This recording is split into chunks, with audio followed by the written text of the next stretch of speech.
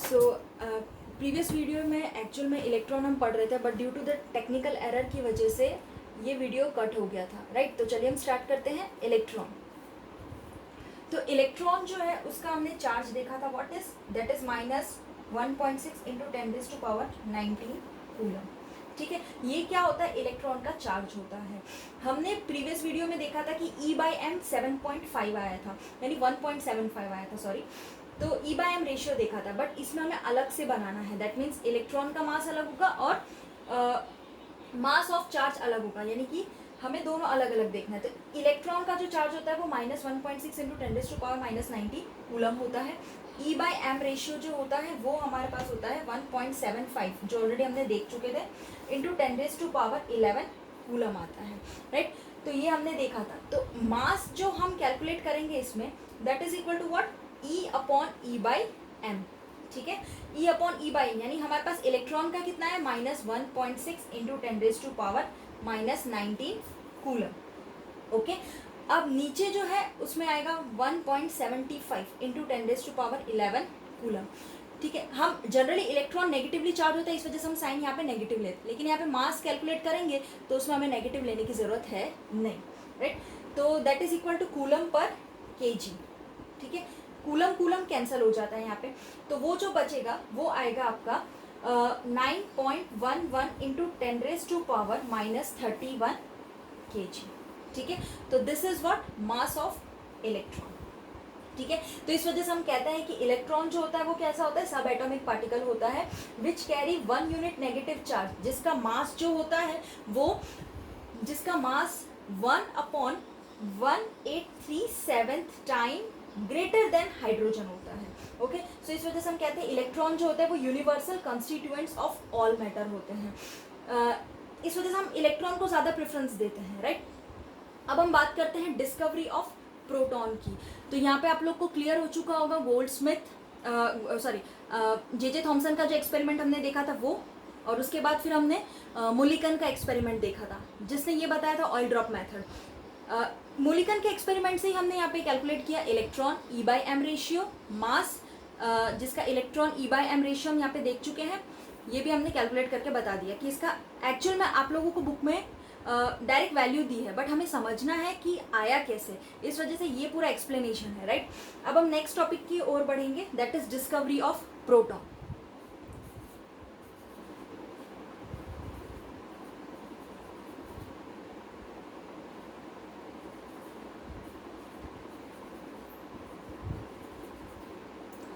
Discovery of proton, right.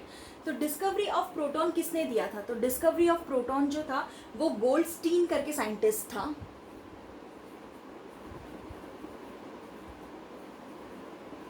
उसने discovery of proton दिया था। ठीक है, तो गोल्डस्टीन करके जो साइंटिस्ट था उसने बोला था। तो एटम क्या होता है, इलेक्ट्रिकली न्यूट्रल होता है, मतलब कि number of electrons and proton क्या होंगे, ऑलमोस्ट सेम होंगे। ठीक है, तभी हम कह सकते हैं कि इलेक्ट्रॉन जो है वो इलेक्ट्रिकली न्यूट्रल है। ठीक, अब आगे जो हम देखने वाले हैं उसमें ये सर्किट देखेंगे जिससे हमें क्लियर हो जाएगा कि कैथोड रे एंड एनोड रे में कैसे काम होता है। वैसे ही हम वापस ट्यूब ले लेंगे। ठीक है, ट्यूब लेने के बाद यहाँ पे हमने देखा था कि cathode ray always travel in what, straight lines. तो ये स्ट्रेट लाइन यहाँ पे दिख रहा है, दैट इज कैथोड, और यहाँ पे एनोड है। ठीक है, ये हमें पता है, negative terminal and this is positive terminal. Okay, but हमने इस बार यहाँ पे क्या लिया है, ये जो है पोर्स लिए हैं। ये क्या लिया है हमने, पोर्स सरफेस लिया है। पोर्स सरफेस होने की वजह से क्या होता है, जिसे हम बोलते हैं परफेरेटेड कैथोड। क्या बोलते हैं इसको, परफेरेटेड कैथोड। पोर्स होने की वजह से ये जो रेज हैं ये बैकवर्ड भी ट्रैवल करेगा। कैसे ट्रैवल करेगा, बैकवर्ड ट्रैवल करेगा। दैट मीन्स अब जो रेज है वो कैसे ट्रैवल कर रहे हैं, एनोड टू कैथोड। इस वजह से हम इनको क्या बोलते हैं, एनोड रेज कहते हैं। इस वजह से हम इन्हें एनोड रेज कहते हैं।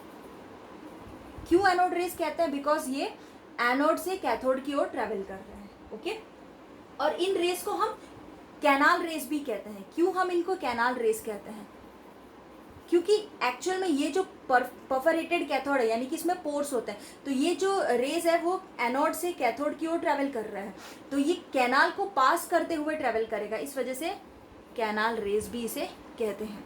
ओके, सो आगे जो हम देखने वाले हैं कैरेक्टरिस्टिक्स ऑफ कैथोड रे, जो ऑलरेडी हमने कैरेक्टरिस्टिक्स फैराडे लॉ की जो देखी थी सेम ही है, कैथोड रे की जो देखी थी वो भी सेम है, एनोड रे में भी ऑलमोस्ट सेम आता है, लेकिन एनोड रे और कैथोड रे में थोड़ा सा डिफरेंस है, वो हम देखेंगे कैरेक्टरिस्टिक्स में। कि कैरेक्टरिस्टिक्स में एनोड की रे में क्या होता है कि उस टाइम पे हमने पहले देखा था कि इलेक्ट्रिक फील्ड जो पॉजिटिवली चार्ज था, राइट, तो पॉजिटिव चार्ज पे नेगेटिव टर्मिनल अटैच करता था। इसमें भी वही है कि positive charge deflected towards what, negative terminal of electric field. लेकिन ईएम रेशियो जो है प्रोटॉन का वो डिपेंड करता है अपॉन गैस। प्रीवियस में हमने देखा था कैथोड रेस पे हम गैस को चेंज कर सकते थे, लाइक हाइड्रोजन लिया तो उसकी जगह जरूरी नहीं हम हाइड्रोजन लेंगे, कोई भी गैस ले सकते थे, लेकिन इसमें हमें डिपेंड करता है कि हम एक ही गैस हमें लेना पड़ेगा, राइट। तो E/M रेशियो जो है वो डिपेंड करेगा, E/M रेशियो जो है वो डिपेंड करेगा अपॉन दी गैस, ठीक है। तो वो हाइड्रोजन के लिए कितना होता है, हाइड्रोजन के लिए जो E/M गैस का रेशियो होता है वो 9.58 इंटू 10⁻⁷ कूलम पर केजी होता है, राइट। इलेक्ट्रॉन का जो होता है वो होता है 1.602 इंटू 10⁻⁻19 कूलम, ठीक है। ये हम देख चुके, ओके। और मास भी हमने कैलकुलेट कर लिया, तो मास के लिए हम देखेंगे E/M। E/M जरूरत है, यस, क्योंकि इलेक्ट्रॉन जो है हमारे पास 1.602 इंटू 10⁻⁻19 कूलम का है, और E/M रेशियो जो है हाइड्रोजन के लिए वो 9.58 है, ये रहा 9.58 इंटू 10⁻⁷, ठीक है। तो दैट इज इक्वल टू कितना बनेगा, 1.67 इंटू 10⁻27 kg, ठीक है, इंटू 10⁻27 kg। यानी कि इस टाइप से आप देख सकते हो कि प्रोटॉन की डिस्कवरी हुई थी, ठीक है। आगे जो हम देखने वाले हैं तो हमें पता चल चुका है कि प्रोटॉन क्या होता है, तो अब इसकी डेफिनेशन अगर हम बोले तो हो सकता है कि सब एटॉमिक पार्टिकल जिसे हम कहेंगे जिनका 1 यूनिट पॉजिटिव चार्ज होगा, और जो मास होगा वो हाइड्रोजन एटम, क्योंकि यहाँ पे हमने हाइड्रोजन एटम लिया है तो उसका मास जो है वो हाइड्रोजन एटम के बराबर होगा, राइट। तो आगे हम चलते हैं रेडियो एक्टिविटी की ओर। तो आई होप कि आपको ये क्लियर हो चुका होगा।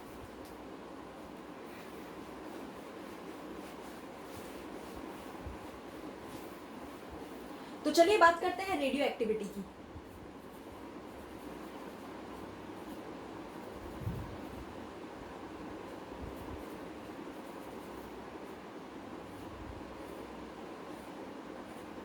ओके, सो रेडियो एक्टिविटी की बात करूं तो सबसे पहले रेडियो एक्टिविटी में क्या होता है कि पॉजिटिव एंड नेगेटिव टर्मिनल या चार्जेस जो हम कहते हैं जो एटम में प्रेजेंट रहते हैं उसी के सपोर्ट की वजह से रेडियो एक्टिविटी क्रिएट हुआ है। मतलब कि एटम के अंदर पॉजिटिव एंड नेगेटिव चार्जेस जो होते हैं वो प्रेजेंट होते हैं, तो वही रेडियो एक्टिव कहलाता है। अभी मैं ये जो है रेडियो एक्टिविटी वो एक्चुअल में फ्रेंच साइंटिस्ट था, कौन सा था, फ्रेंच, ठीक है, साइंटिस्ट था जिसने कि ये रेडियो एक्टिविटी का कंसेप्ट दिया है, जिसका नाम है हेनरी बैकवेल। क्या नाम है, हेनरी बैकवेल, ओके। सो हेनरी बैकवेल करके साइंटिस्ट था जिसने कि ये पूरा कंसेप्ट बताया। तो इसने क्या किया बेटा कि रेडियो एक्टिविटी के लिए यूरेनियम लिया, उससे उसने यूरेनियम पहले ले लिया, उसे पेपर के अंदर डाल दिया, ठीक है, उसको एक ड्रॉवर के अंदर क्या किया, बंद करके रख दिया, और कुछ टाइम वो भूल गया। तो कुछ दिनों बाद जब उसने देखा ड्रॉवर में तो तब उसको दिखा कि यूरेनियम के साथ जो पेपर है उसमें ना ब्लैक स्पॉट्स आ गए, ठीक है। अब ऑलरेडी वो बंद था, ड्रॉवर के अंदर था, ठीक है। तो अब ये ब्लैक स्पॉट आए कहाँ से, तो ब्लैक स्पॉट का रीजन क्या है, क्योंकि ना ही बाहर से कोई सनलाइट आई है ना ही कोई रेडिएशन आया है, तो ये आया कहाँ से, ठीक है। तो उसके लिए उसने क्या किया, तो शायद उसने सोचा कि यूरेनियम जो है वो कुछ रेस ट्रांसमिट कर रहे हैं और उस रेस की वजह से शायद स्पॉट आए होंगे। तो one condition can be there कि सच एलिमेंट्स हैं जो अपने आप से रेडिएशन एमिट करते हैं, यानी कुछ एलिमेंट्स ऐसे होते हैं जो अपने आप से रेडिएशन एमिट करते हैं, उन्हीं को हम क्या बोलते हैं, रेडियो एक्टिविटी, जो एमिट रेडिएशन करते हैं ऑन देयर ओन। तो इसकी डेफिनेशन क्या होगी, emit radiation on their own, right.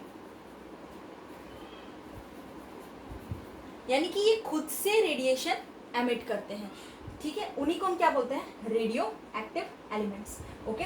अब हम आगे जो देखने वाले हैं वो इसी के बेसिस पे एक थियरी थी जो रेडियो एक्टिविटी के बेस्ड है, राइट। तो उसने सबसे पहले एक मेटल का बॉक्स लिया, मैं यहाँ पे आपको शो करूंगी, मेटल का बॉक्स है, उसमें हमने ये जो लिया है वो रेडियो एक्टिव सोर्स है, राइट, रेडियो एक्टिव सोर्स, ये रेडियो एक्टिव सोर्स हमने ले लिया। अब यहाँ पे मैं लेंथ की शीट ले रही हूँ, क्या ले रही हूँ यहाँ पे मैं, लेंथ की शीट, और यहाँ पे मैंने ये जो बनाया है ये होल है, क्या है, होल है, राइट, वैसा ही यहाँ पे नीचे बना दिया मैंने, ओके। सो यहाँ से जो रेज होगी एक तो स्ट्रेट लाइन ट्रेवल होगी, वो तो ऑब्वियसली स्ट्रेट लाइन जो है वो हमारे कैथोड रे के हिसाब से स्ट्रेट लाइन ट्रेवल करेगी। इसमें भी हम कह सकते हैं कि इलेक्ट्रिक फील्ड है हमारे पास दोनों साइड, ओके। सो यहाँ पे हम देख रहे हैं कि ये जो रे है वो यहाँ तक इलेक्ट्रिक फील्ड तक जब तक आती है तब तक तो कोई प्रॉब्लम यहाँ पे होती नहीं है, ठीक है। लेकिन जैसे इसके आगे जाती है तो ये हमारे पास स्क्रीन है बड़ी सी, ये क्या है बेटा, स्क्रीन, ठीक है। तो यहाँ तक तो कोई प्रॉब्लम नहीं है। अब क्या हुआ, ये इलेक्ट्रिक फील्ड के आगे पहुंची, ठीक है, तो इसके आगे जाएगी तो ऑब्वियसली क्या होगा, डिविएशन क्रिएट करेगा। थोड़ा सा आप डायग्राम नेगलेक्ट करना क्योंकि अच्छे से नहीं बना है, बट समझ में आ गया होगा आपको कि ये जो है डिविएशन दिखाएगा, ओके। यहाँ पे ऑब्वियसली ये पॉजिटिव टर्मिनल है, ठीक है, positive charge, that means what, कौन सा आएगा, अल्फा रेस, अल्फा रेस, ठीक है। क्योंकि यहाँ पे पॉजिटिव और नेगेटिव, आई थिंक सॉरी, यहाँ पे आएगा नेगेटिव टर्मिनल और यहाँ पे आएगा पॉजिटिव टर्मिनल, क्योंकि यहाँ पे जो है ये पॉजिटिव रेज है, that means what, alpha ray आई है। क्यों ऐसा हुआ, क्योंकि वो जो पॉजिटिव रे है अल्फा, वो नेगेटिव की ओर ही अट्रैक्ट करेगी, राइट। तो बाय मिस्टेक हो गया था, पॉजिटिव रे हो गया हमारे पास अल्फा रे, ठीक है, और यहाँ पे नेगेटिव, यहाँ पे कौन सी आएगी, नेगेटिव आएगी, क्योंकि यहाँ पे क्या है, पॉजिटिव है। तो ये होगी आपकी बीटा रेस, इसको हम क्या बोलेंगे, बीटा रेस। इधर जो आएगी वो बीटा रे होगी, इधर जो आएगी उसको हम क्या बोलेंगे, गैमा रेस, ठीक है। तो ये हमारी पॉजिटिव अल्फा रेज हो गई, ये हमारी बीटा रेज होगी, और ये हमारी क्या होगी, गैमा रेज होगी, राइट। तो ये आपको क्लियर हो चुका होगा कि कहाँ पे कौन सी चीज़ अट्रैक्ट करनी है, ठीक है। ये नेगेटिव की ओर पॉजिटिव आएगा, क्योंकि यहाँ पे ये रेज है बेटा सिंपल, जिसमें पॉजिटिव नेगेटिव फोटॉन्स होते ही हैं, ठीक है। स्क्रीन पे क्या होगा कि नेगेटिव टर्मिनल होगा इलेक्ट्रिक फील्ड का, वहाँ पे पॉजिटिव अट्रैक्ट करेगा, पॉजिटिव होगा वहाँ पे नेगेटिव अट्रैक्ट करेगा, दैट मीन्स नेगेटिवली चार्ज जो होता है वो बीटा रेज होता है, पॉजिटिवली चार्ज अल्फा होते हैं और गैमा रेज होते हैं, राइट। वो तो स्ट्रेट लाइन मूव करता है, ठीक है, इसमें कोई प्रॉब्लम नहीं होगी। अब आगे जो है इसी में अल्फा रेज और बीटा रेज क्या होता है वो थोड़ा डिटेल में हम देखते हैं। अल्फा रेज की मैं बात कर रही थी, ठीक है। तो अल्फा रेज जो होती है वो क्या होती है, हीलियम, मेनली हम इसको क्या बोलते हैं, हीलियम, ठीक है। हीलियम में न्यूक्लियर ऑफ हीलियम कह सकते हैं, जिसमें कि +2 चार्ज होता है और 4, यानी कि हम यहाँ पे हीलियम है तो दिस इज फॉर व्हाट, 4 उसके मास नंबर होते हैं, AMU, ठीक है। फिर आता है बीटा रे,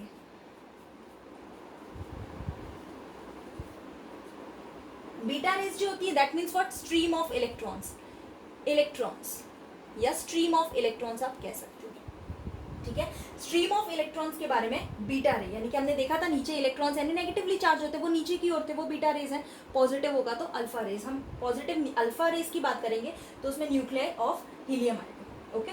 सो ये जो डिस्कवर्ड किया था इलेक्ट्रॉन के बारे में वो 1808 में बताया था, ठीक है, बीटा रेज के बारे में। और न्यूट्रल यानी न्यूट्रॉन्स की बात करूँ, किसकी बात कर रही हूँ मैं, न्यूट्रॉन्स की बात कर रही हूँ, ठीक है। तो न्यूट्रॉन्स जो थे वो 1930 में आया था, पॉजिटिव प्रोटॉन्स, इलेक्ट्रॉन्स, न्यूट्रॉन्स 1930 में दिया था, राइट। तो न्यूट्रॉन्स का जो कंसेप्ट था वो जेम्स चैडविक करके साइंटिस्ट था उसने दिया था, इलेक्ट्रॉन को डिस्कवर किया था जे थॉमसन ने, और प्रोटॉन को डिस्कवर किया था अर्नेस्ट रदरफोर्ड ने, राइट। तो इन सब के हिसाब से ये था कि अल्फा रेज बने थे, that is nuclear of helium, gamma rays और बीटा रेज। आगे जो बात करते हैं इन्हीं के मॉडल्स के बारे में, ठीक है। जे थॉमसन मैंने आपको बताया क्योंकि इस चैप्टर के अंदर स्ट्रक्चर ऑफ एटम है, तो J Thomson, Rutherford and James Chadwick ने जो दिया उन तीनों का अलग अलग मॉडल हम पढ़ने वाले हैं, राइट। तो नेक्स्ट टॉपिक जो है हमारा वो है मॉडल्स ऑफ एटम्स, एटम्स के अलग अलग मॉडल्स के बारे में पढ़ेंगे, मॉडल्स, ठीक है। मॉडल्स ऑफ एटम में सबसे पहला जो मॉडल आता है उसको हम बोलते हैं जे थॉमसन। कौन सा मॉडल है वो, J Thomson, right, J Thomson model. J Thomson model जो है उसको हम प्लम पडिंग मॉडल भी कहते हैं, क्या बोलते हैं इसको, प्लम पडिंग मॉडल, राइट, इसको हम प्लम पडिंग मॉडल भी कहते हैं। ओके, क्यों ऐसा बोला है प्लम पडिंग मॉडल अभी मैं बता दूंगी, क्योंकि जैसे हम बात करें यहाँ पे, ये हमारा एटम है, ठीक है, इसके अंदर जो है ये हमारी क्या है, पॉजिटिवली चार्ज प्रोटॉन्स, राइट, अंदर जो है इलेक्ट्रॉन्स जो एम्बेडेड है ऑलरेडी एटम के अंदर, राइट। अब ये जो हमारा कंसेप्ट है वो जे थॉमसन के मॉडल के हिसाब से बताया। अब मैं वाटरमेलन का या प्लम पडिंग मॉडल है इसको हम वो भी बोलते हैं। वाटरमेलन क्यों नाम दिया है यहाँ पे, इसको हम वाटरमेलन मॉडल भी कहते हैं। क्यों? क्योंकि वाटरमेलन में आप कट करोगे तो क्या होगा, जो सीड्स होंगे दैट इज व्हाट इलेक्ट्रॉन, और रेड पार्ट जो होता है उसको हम क्या बोलते हैं बेटा, प्रोटॉन्स, ठीक है। तो इस मॉडल ने जो पहला सबसे अच्छी मतलब वो ये वाला जो मॉडल था वो स्टेबिलिटी नहीं बता पाया था, और it could not explain about the Rutherford model, इसने रदरफोर्ड मॉडल के बारे में भी नहीं बताया था और स्टेबिलिटी के बारे में भी नहीं बताया था। तो उसने स्टेबिलिटी के बारे में नहीं बताया था और रदरफोर्ड का मॉडल भी नहीं दिया था। तो आगे जो आने वाला है वो स्कैटरिंग आने वाला है ऑफ एक्सपेरिमेंट किसका, रदरफोर्ड मॉडल का, ठीक है। तो वो हम देखेंगे अभी, रदरफोर्ड स्कैटरिंग एक्सपेरिमेंट।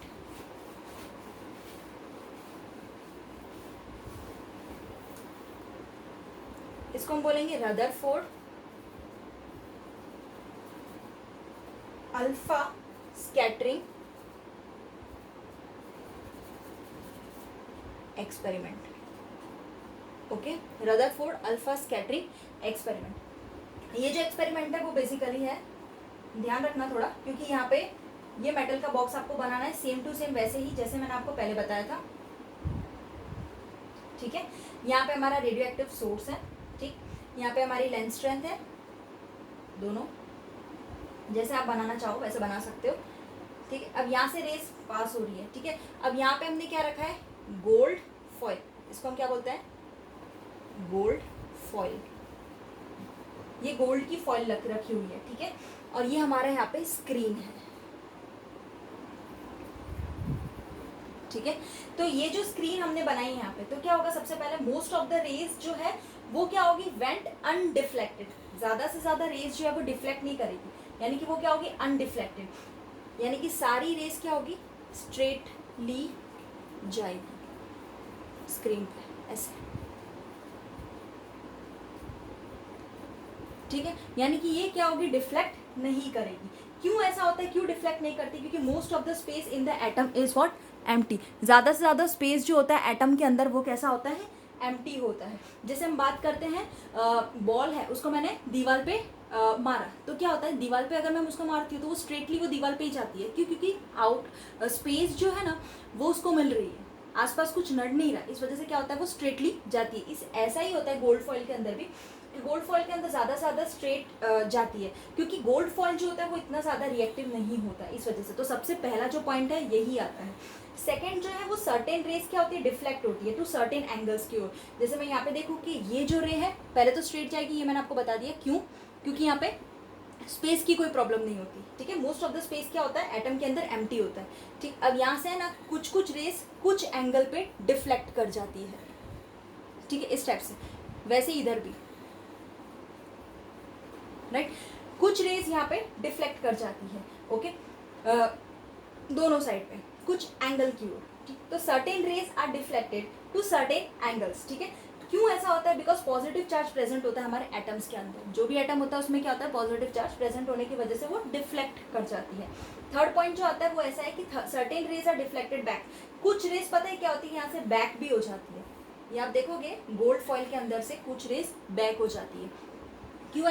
क्यों ऐसा होता है बैक होना, मतलब कि because the positive charge is concentrated in a very small space, यानी कि पॉजिटिव चार्ज जो होता है वो स्मॉल स्पेस पे ही कंसंट्रेटेड रहता है बेटा, इस वजह से क्या होता है कि वो बैक कर जाती है, इतना ज़्यादा उसको स्पेस नहीं मिल पाता, राइट।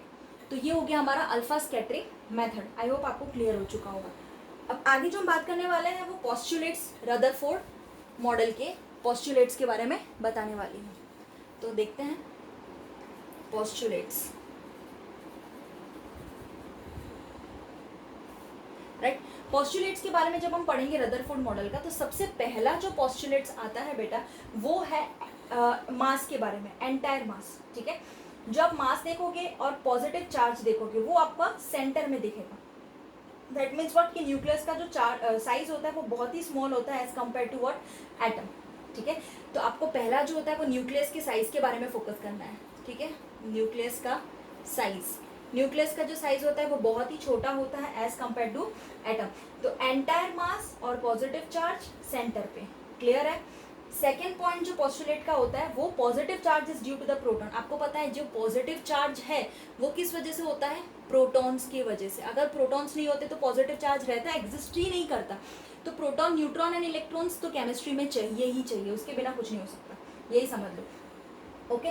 तो ये हमारा पॉजिटिव चार्ज है वो ड्यू टू प्रोटॉन्स है। कह सकते हैं जैसे हम हाइड्रोजन है, ठीक है, हाइड्रोजन में क्या होता है, 1 प्रोटॉन हुए ना, ठीक है। तो hydrogen is what, positive charge +1 का, ठीक है, तो 1 AMU कहलाएगा, ओके।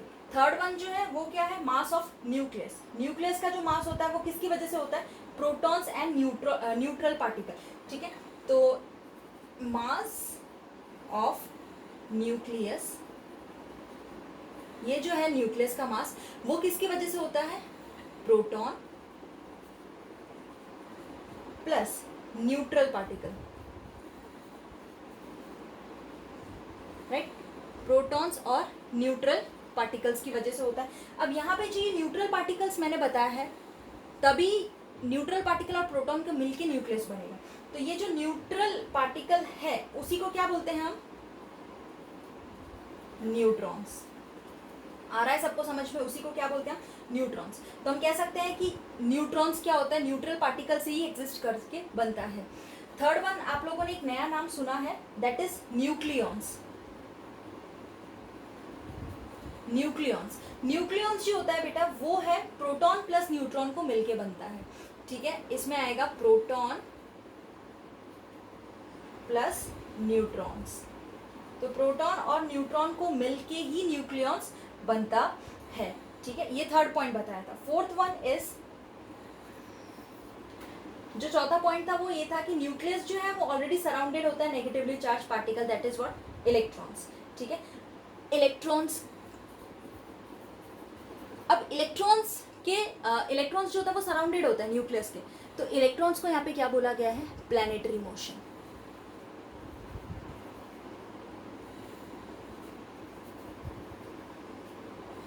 प्लैनेटरी मोशन, इलेक्ट्रॉन्स को यहाँ पे क्या बोला गया है, प्लैनेटरी मोशन, ओके। क्यों ऐसे इसको प्लैनेटरी मोशन बोला गया वो भी मैं आपको बता देती हूँ। एक्चुअल में क्या है कि एटम में 2 पार्ट होते हैं, one nucleus and another one is extra nucleus.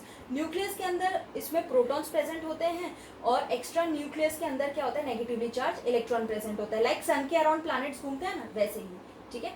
और electrons and nucleus, electrons and nucleus are attached to each other, attached to each other, यानी कि इलेक्ट्रॉन्स एंड न्यूक्लियॉन्स एक दूसरे से कैसे होता है, अटैच्ड होता है, attached to each other by what, electrostatic force of attraction. ये वर्ड आपको बहुत ध्यान रखना है, इलेक्ट्रोस्टैटिक फोर्स ऑफ अट्रैक्शन, बार बार ये चैप्टर में आएगा, ठीक है। तो ये आपको ध्यान रखना है, क्यों, क्योंकि इलेक्ट्रोस्टैटिक का मतलब ही वही होता है, इलेक्ट्रॉन और न्यूक्लियस को मिला के इलेक्ट्रोस्टैटिक अट्रैक्शन बनता है, इलेक्ट्रोस्टैटिक, ठीक है, फोर्स। तो ये 5th पॉइंट कहलाएगा। इसके नेक्स्ट, इसके बाद हम कह सकते हैं कि एटम जो है, मोस्ट ऑफ द स्पेस जो एटम के अंदर होता है वो एम्प्टी होना चाहिए। Most of the space atom के अंदर कैसा होना चाहिए, एम्प्टी, ओके। सो ये तुम्हें ध्यान रखना है, ये सारे इसके क्या थे, पोस्टुलेट्स थे, ओके। सो आगे जो हम पढ़ने वाले हैं वो concept of atomic mass number and neutrons, ठीक है। तो चलिए देखते हैं, ओके। तो एटॉमिक मास,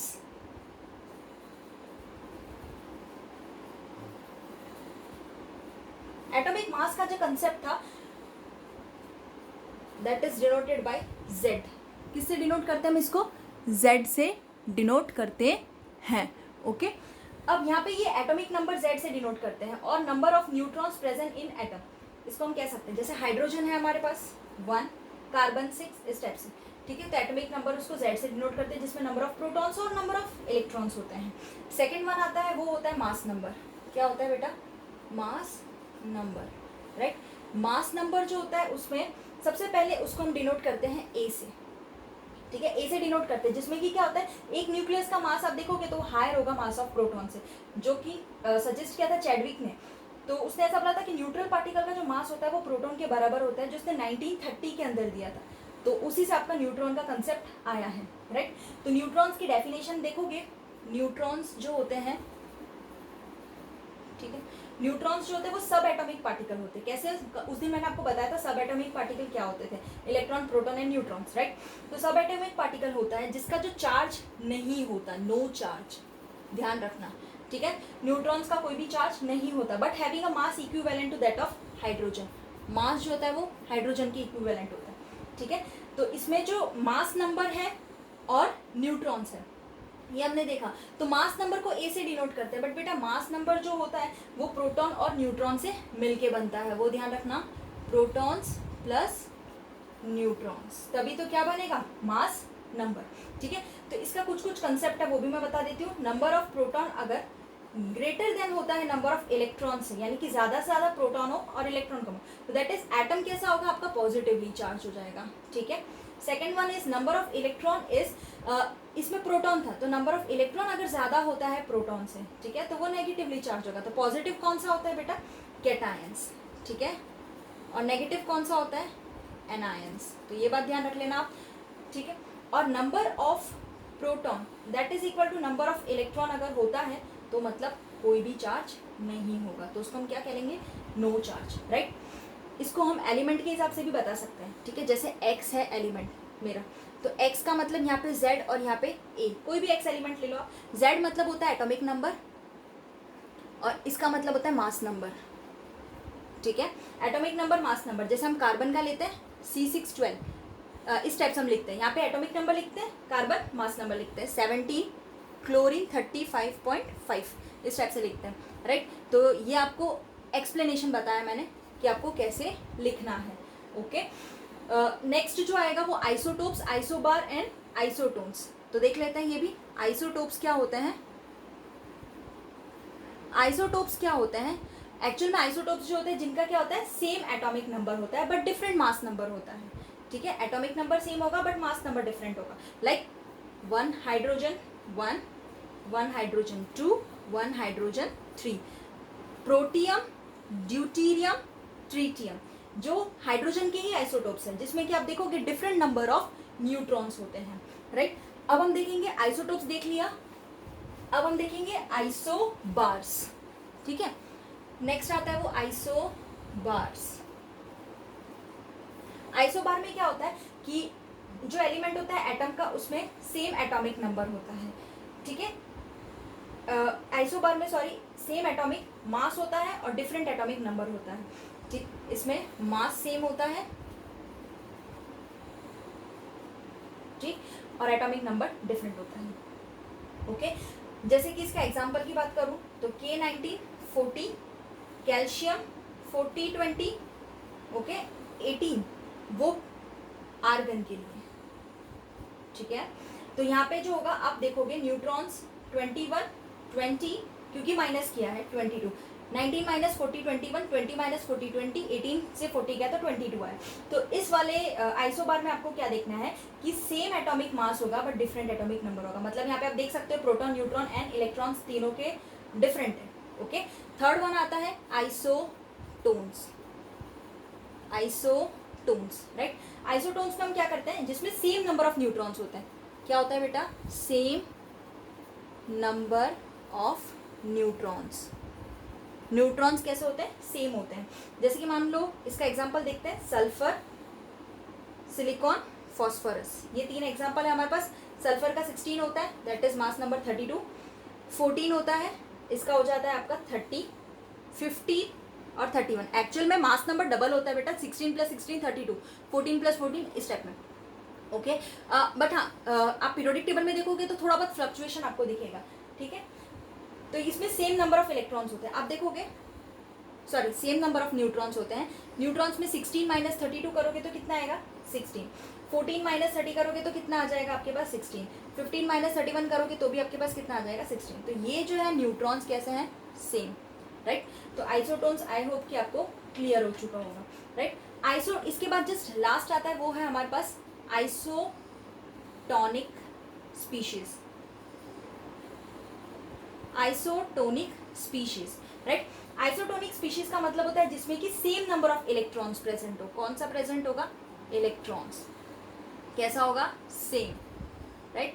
इलेक्ट्रॉन्स जो होंगे वो सेम होगा, जिसमें कि आप एग्जांपल देखोगे तो सोडियम पॉजिटिव, ठीक है, मैग्नीशियम +2, नाइट्रोजन -3, ऑक्सीजन -2, ठीक। अब ये जो है हमारे पास उसमें क्या होगा कि सोडियम होता है तो 11, अब पॉजिटिव है तो एक माइनस कर देंगे तो कितना हो जाएगा 10, मैग्नीशियम का कितना होता है 12, 12 में से 2 माइनस कर दिया तो 10, नाइट्रोजन का कितना होता है 7, 7 -3 है तो -3 जब हो ना तो उसमें ऐड कर देंगे तो 7 + 3 10 हो जाएगा, ऑक्सीजन 8 + 2 10 हो जाएगा। तो आप देखोगे इसके नंबर ऑफ इलेक्ट्रॉन्स कैसे हैं, सेम है, राइट।